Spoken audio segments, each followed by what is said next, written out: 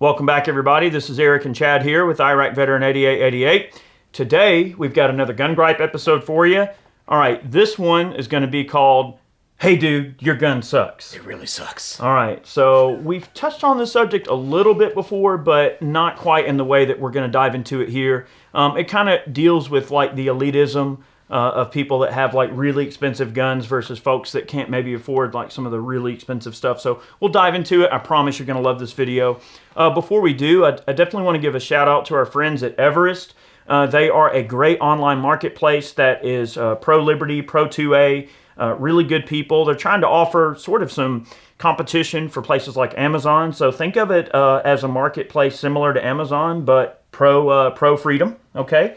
They have their Caliber program, which is really awesome. You can become an Everest Caliber member, and you get really great deals on shipping, in some cases free shipping, very similar to something like Prime. You get early bird specials, early notices on products arriving and things like that. All kinds of great perks. They've got some wonderful content that they produce, and you get exclusive access to their back end of content. Really good stuff and some great content creators over there. Check them out, become a Caliber member, use the code IRACVET, and you will receive $30 off of your membership. Ooh, boy. Which is awesome. We all love saving money. So let's get into this particular video. So what do we mean when we talk about this? See, I don't even know, guys. Yes, you do. All right. So I think what we were getting at when we struck up this conversation a while back was, you know, sometimes you're online or just looking through a magazine or whatever, and you see this like really crazy cool gun, okay, or gunplay, whatever, and then you go and look at it, and it might be some like crazy Gucci Glock or a really high speed like Nighthawk 1911 or whatever, and then you see the price and you get a little sticker shock. You're like, oh god, I can't afford that. And it's like, well, if I don't have this, I can't be cool like that guy. Right. You know, it's kind of the mentality of it. It's like a marketing play. You know, it's like, well, you don't really see high points being marketed in that way, you know? It's just, I don't know. I think that it's a barrier of entry type of thing for a lot of people, because folks see all the cool gear that's out there and they go, well, hey, I'm just a beginner. I'm trying to get in this at an entry level. And it's easy for people to feel, you know, maybe a little bit, I don't want to use the word inadequate, but they feel like, oh, well, you know, they can't keep up with the Joneses, or they can't keep up with the latest and greatest, or this guy's gear or that guy's gear. Goes along the lines of a previous gripe that we did. I think it was called Run What You Brung. I think so, yeah. And in that particular video, you know, we talked a little bit about this, but not quite in the detail we're going to in this video. It's like, look, don't let anybody ever shame you for using whatever you got, right? I mean, if all you can afford is, you know, a Taurus or a Bursa or a High Point or a gun that people may not traditionally associate with a duty pistol or with a higher end handgun or shotgun or rifle. Look, run what you brung, right? You know, you got to start somewhere. You know, Barry, our dear friend Barry, used to say that a High Point on the nightstand is better than a Glock on layaway. And that certainly rings true, right? You know, you want to make sure that if you're in a situation where you need to defend yourself, you've got at least some basic tool to accomplish that goal, right? And I can't tell you how many times growing up, you know, as a young man, being around lots of my grandpa's friends and just friends of the family at hunting camp. And yeah, you know, guys having like single shot H&R rifles or having you know, just a basic Remington 770, which is like their, you know, economy version of the Remington 700. I know like Ruger has their Predator line, or was it the American line? Yeah. Ruger has their American line, which is a budget-friendly version of their Ruger Hawkeye, which is like basically their, you know, higher grade hunting rifle. So there's nothing wrong with running something basic. My uncle used to hunt deer with nothing more than a shotgun with slugs in it, you know, and that worked perfectly fine for him, just using a, you know, basic shotgun. So a lot of people get into this thing where they go, oh, well, if I don't have a Benelli M4 with all the fancy accessories and stuff hanging off of it, I mean, don't get me wrong. I mean, you know, Turan is doing great work. Like, his Benelli M2 package is amazing. And Turan Butler is definitely doing wonderful work in that regard, but not everybody has the Turan tactical money for a high-end race gun or you know, a John Wick special or whatever, and that's fine. You can certainly employ proper tactics and training and experience to use lesser quality or lesser expense gear, or cheaper gear, I guess I should say, and still accomplish the same goal. And dare I say, you see many situations, not only for defensive situation or hunting situation or whatever, where the cream will always float to the top, right? So if you are a student of weapons craft and you can use any gun you get a hold of effectively, so who's better, the guy that can buy a Daniel Defense Mark 18 or an M4 and go out and put in work with that, or a guy that can use any gun he comes across, whether it's a single shot, whatever, all the way up to a belt-fed machine gun and be effective with it. So always be a student of weapons craft, and don't assume that just because a gun isn't the highest grade or a lot of money, that it's still not important to get out there and use those skill sets that you're going to train for and develop to have that air of self-preservation, right? Whether it's self-defense or hunting or even just backpacking, camping, that sort of thing. Something I thought about. All right, go ahead. Okay, sorry. While you're playing in the woods last week. Sorry, I'm on the roll here. He's on the Eric train, baby. Go on. Sorry, but go ahead. So recently we posted a video on the Kel-Tec Sub 2000, right? And we thought, hey, we hadn't made a Sub 2000 dedicated video, I don't think ever. And then we did, and that video got over 500,000 views in the first couple of months that it was on YouTube. So it's just strange when you think, oh, well, why wouldn't people want to look at the fancy MP5 or the whatever. B&T APC 9K. Yeah, or the B&T, right? So, there's definitely a very big difference between an APC 9K from B&T, which is a fantastic gun, and the Kel-Tec Sub 2000. But it goes to show that more people likely are interested in the things that are approachable and obtainable for them, maybe in terms of their immediate needs. Absolutely. One of the other things that we were discussing was, like when we were at Moss, okay, I heard stories all the time, and elsewhere too, just from acquaintances and friends of mine and such, about gun store experiences. We've kind of talked about this subject in more detail, but, some folks are really just turds, and they'll shame you for owning a particular type of firearm. It's just like being back in high school and being made fun of because of the clothes that you're wearing, but now you're an adult and you're being made fun of by people. Yeah, or you don't wear the fancy brand or the expensive brand. Like you go to the surplus shop and you buy surplus clothes, and the guy over here wearing like all Vertex gear, nothing about Vertex or any other company, just company X, whatever the case is. I'm wearing Vertex pants. Yeah, well, I was going to look at you and say you're surplus, but you're not wearing any today. I am wearing surplus. Are you? Yeah, okay. This is surplus. Oh, okay. Yeah, so he did go shopping. Yeah, this is either Norwegian or Swedish surplus. Oh yeah, fleece. Now I want to know. But just people in our community shaming others for exercising their rights with whatever they can get their hands on and whatever they can afford at their current level of employment, their current situation, their living situation, whatever the case might be. There shouldn't be any shaming going on based on what you have, but the advertisements that we see sometimes in the gun community and the gun industry as a whole, sometimes they kind of get on my nerves every now and again. Yeah. Especially when you're flipping through some of the magazines and all. Just it's like I guess the 2A and gun ownership is kind of like this, that has this air of like grandeur to it. And it's like, man, I wish I could be that guy. I'll never be able to attain that. It's like it's unattainable to be that guy and have all that crazy cool gear and stuff, because when you start piecing together the price tags, it's like tens of thousands of dollars sometimes for these photo shoots and all. And I don't know, man. Sometimes it just puts it out of reach for a lot of people. And it's just like the average Joe wants to just see an ad like, hey, look, we went down to a local surplus shop and we put this Glock 19 on the rack right here next to, I don't know, a tissue box or something that's on the counter. It's just, that's not real life. Well, but in a few ways though, Chad, it is real life because, all right, how many people get into all these random things that they do in life, what we call our man hobbies, right? And ladies, you too, all of us, right? We get into our hobbies, right? And, all right, you got different types of guys, right? Some people are into cars and motorcycles. That ain't cheap. by the time you start throwing on, aftermarket parts on your truck and light bars and all kind of, ranch hands and lift kits and, gosh, I just added a gooseneck attachment on my truck from B&W. Makes those really nice gooseneck attachments. Oh, yes. Yeah, your turnball, right? Yeah. The turnball, and having that installed, that was expensive, right? So it doesn't matter if you're into cars, vehicles, motorcycles, boats.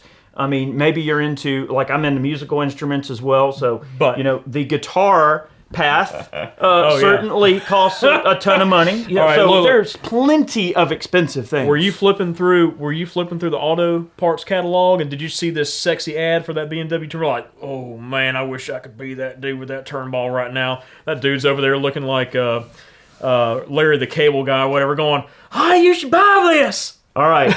So, no. All right. Listen.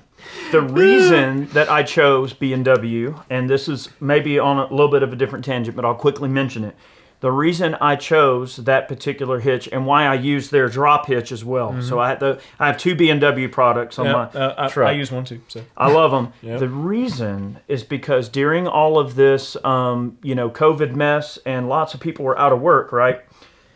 B&W as a company was able to branch off into a lot of different things in their community, and they were able to keep every single one of their employees on the payroll and keep them busy, and they were able to take care of their employees, and I think very highly of their products as a whole. But when I found that out, I was like, man, that's really awesome that they didn't have to lay anybody off. Everyone got a paycheck, and they went out of their way to come up with other means within the community for them to make a living. And I think that's so awesome that they really pulled it together.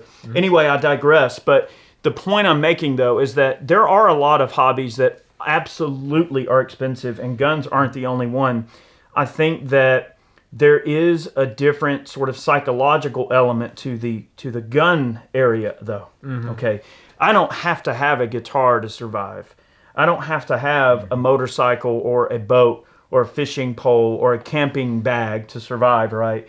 I think that there is a sort of approach that people have with the gun stuff. Is that, oh, well, my family views me as the protector, and this is an important tool that I'm buying for life and liberty and for taking care of my family and potentially putting food on the table. Or if I'm a camper and I'm going out in the wilderness in case a bear tries to eat me, whatever the reason might be that you might need to obtain that firearm for your preservation.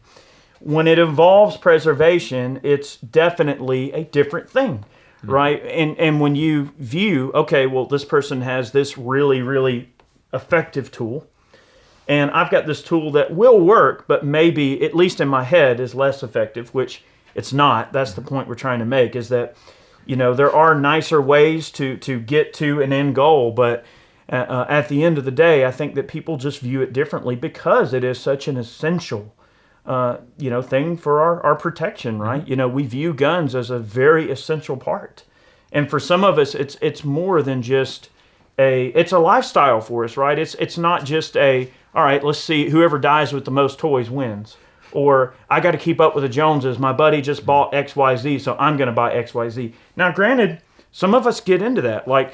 I can't say that when Chad gets a new gun, I don't go, wow, I don't have one of those. I mean, it's natural for us to want to keep up with the Joneses.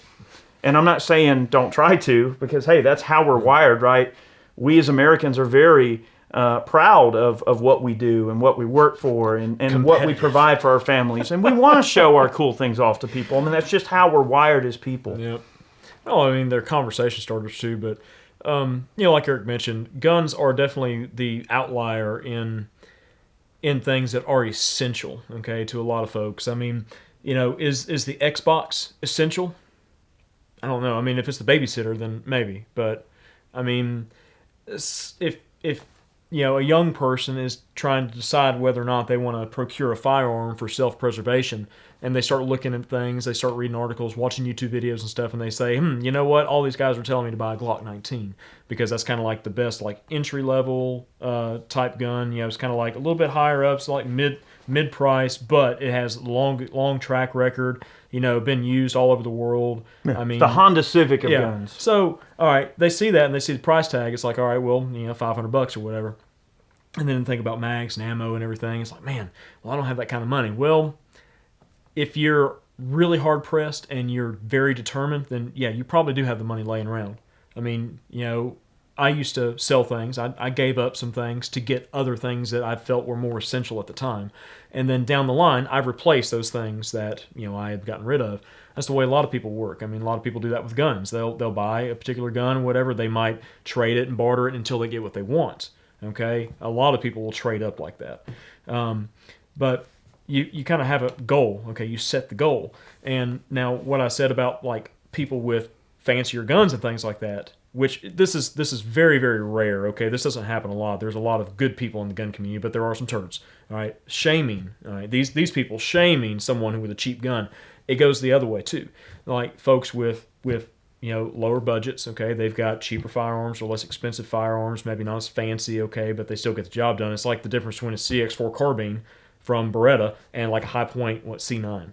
Whatever, the little carbine, the 995 or whatever. Yeah. So, and they've got chassis and stuff that you can buy, and you can put accessories on to make it look like the CX4, but by the time you do all that, you're up to the price of like a Beretta, right. Okay? But those people, you don't shame the people who buy, like fancy stuff all the time or have the funds to be able to do it and say, well, look what they bought now. Yeah. It's just the attitude goes both ways. It does. And, I think that's one of the things, too, with the video is just, like, dude, hey man, your gun sucks. Well, does it really? I mean, yeah, that Knight's Armament SR-15, which I've shot several, okay, they are fantastic rifles.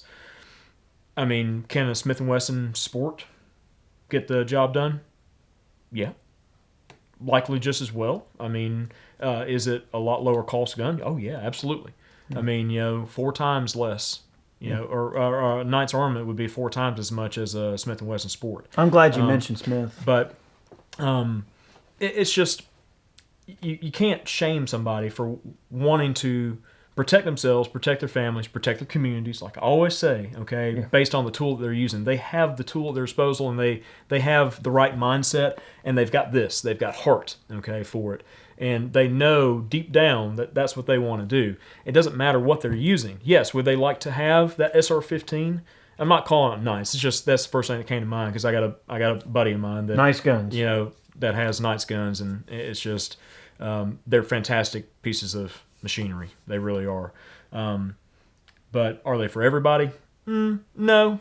Smith & Wesson will get the job done just as good as anything else. But anyways, that's the main point I wanted to make is kind of flipping the coin there a little bit. You're absolutely right, and I think that it's also on the more experienced guys.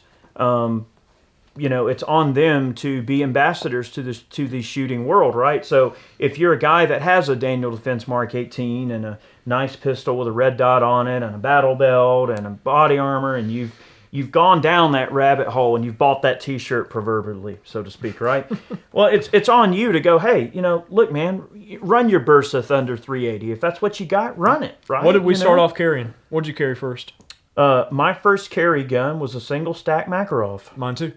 Because of him. He was like, man, this is a great little gun. I'm like, man, I got to get me one of those. IJ-70, baby. Yeah. And a little, I don't remember what the brand of the holster was, but it was like a tiny little neoprene belt holster, Yeah. I mean, I used to carry a single stack Makarov PM in a Phobos holster. Yep.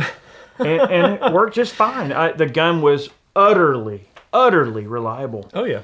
Now, yeah, it lacked in the capacity, and of course, 9mm Mac is not exactly the easiest cartridge, especially right now, to find. Actually, and the defensive ammo is not exactly, at the time, wasn't exactly laying around. I think Hornady was about the only people loading defensive ammo for it at the time. I will say, every gun store I've gone into lately has had piles of 9x18. Yeah. Piles of it. But I love that gun, and I still love that gun. and I would still feel confident in my ability to defend myself with that pistol if I needed to.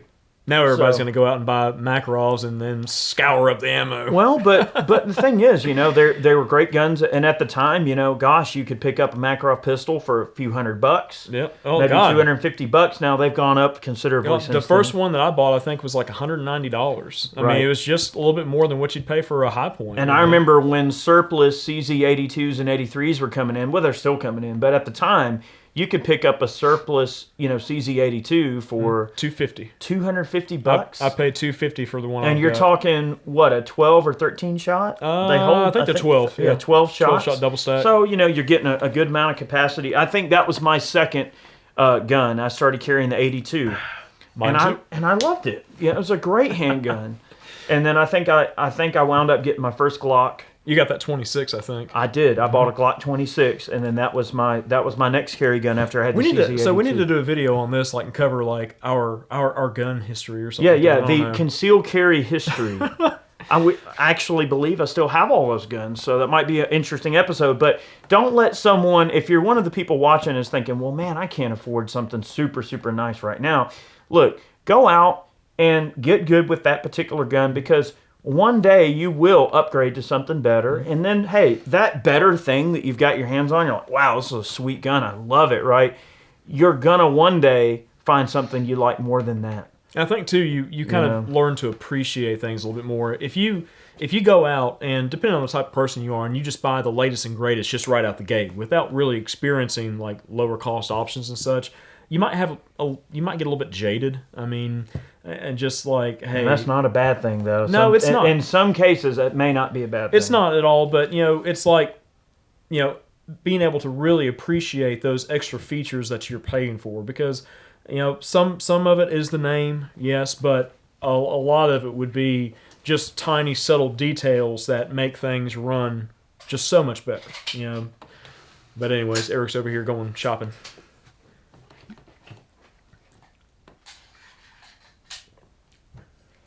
All right. Good example. Okay. Pair of CZs. All right.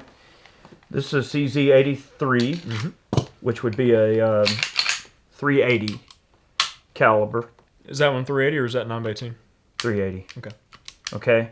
So this gun's in 380. Now, you're talking surplus. I mean, I think I paid like $220 for this pistol. This is definitely not a $220 CZ. So this is a CZ Shadow 2. And not to go to, just to prove a point though. You're talking, I mean, this pistol here costs easily 6 or 8 times as much as that. So you're talking, you could buy 8 of these for what one of these costs. Now, would I really be able to truly appreciate how good this handgun is if I hadn't experienced that and working my way up? I mean, my first CZ75 was just a surplus police trade-in 75. So how do I know how good a Shadow 2 is if I never shot a normal 75? Or if I never shot an 82 or an 83 or a CZ52 or any other number of CZs that I've got? So it really does drive home the point of how much you can appreciate a gun like this. And this gun has a fantastic trigger. And it's just fantastic. But it also represents considerable cost difference between those. So I think that pretty much drives that point home. Man, what a trigger. I know. I'm not going to handle it. No, because I want one. I've been wanting one for a while, and it ain't gonna happen. I gotta get some stuff from our ham radio rig. That's another thing. Oh boy. Like that's what I spend money on is ham radio gear. But it's like useful stuff. Just thing is, guys, run what you got. And look, if you're one of the guys that's got really sweet gear, don't shame the guys that've got the cheaper gear. If you're a guy that has the lesser, expensive gear, get out, train with it, use it, get proficient with it, work your way up. You may find that the lower priced option is adequate for you. You don't need to spend all the crazy money on the fancier gear if you don't need it, right? So it all comes down to needs. And I don't want this video to be any longer than it has to be, but I'll just mention quickly, I can't tell you, again, going back to some of my relatives growing up with hunting gear. My uncle's shotgun looked like it had been run through the 7th circle of hell. I mean, it had scratches all over the stock. The bluing was all scratched up and worn off. And the alloy receiver had spots worn down to the white on it. And it was a well-used and well-worn shotgun. but every time he would go in the truck, he'd throw the thing unceremoniously in the back seat, or leave it outside. I mean, for him, it was an adequate tool for what his needs were.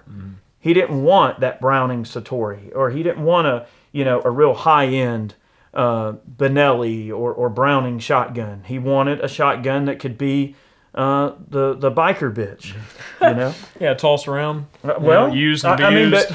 but it's okay. You don't have to date the prom queen. Yeah. You can go with the biker girl, and it's fine. Like they're both going to get you where you need to go. Oh, you and your analogies. Well, I love it. It is what it is, guys. Thank you so much for tuning in to today's video. I hope that you enjoyed it. And look, if you fall into either category, don't sweat it. Life's going to go on, and just do your thing. Do you, be you. Protect yourself with whatever tools that you can afford at your disposal, and just live life and be happy. And that's all we can really do. But I really appreciate you guys tuning in. Hopefully you enjoyed today's video, and we made some points. Maybe you didn't think this way, maybe. But thank you so much. I definitely want to take a moment to thank all of our Patreon supporters, those of you who purchase man cans and T-shirts, other paraphernalia over on Ballistic Ink. Thank you very much for the support. Many more videos on the way. We'll see you soon. See you guys.